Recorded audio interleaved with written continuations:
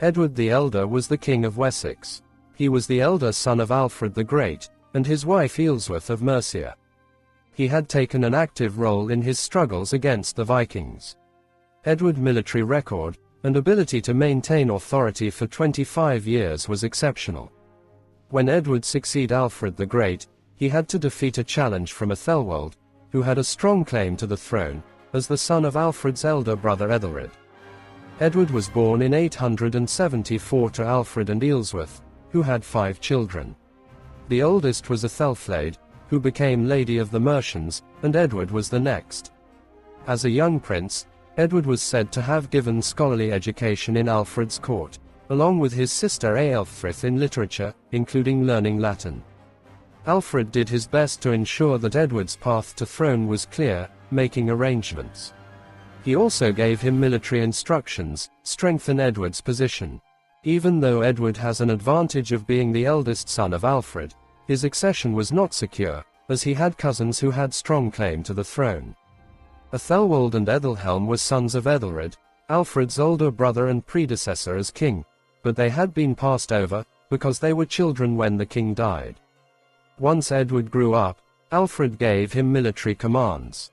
The English under Edward defeated Viking invasion in the Battle of Farnham.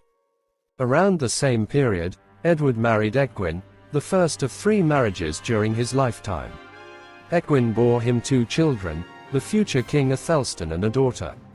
Ecgwin died around 899, so Edward married for a second time to Aelflaed, daughter of an alderman of Wiltshire.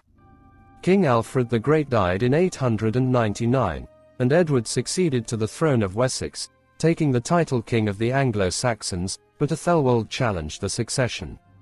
Ethelwald launched his rebellion by seizing the royal estates of Wimborne, and then left in the night and rode to Northumbria, where the Danes accepted him as king. Ethelwald came with a fleet to Essex, and the following year he convinced the East Anglian Vikings to invade Mercia and Wessex.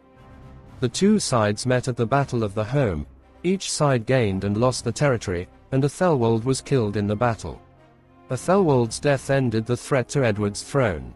Eventually Danes won the battle. Edward escaped the battlefield and negotiated a treaty with the Danes, but the treaty was broken when the ruler was changed in York.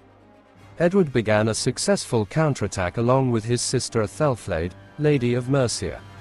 Together brother and sister began to construct forts in order to protect their territory.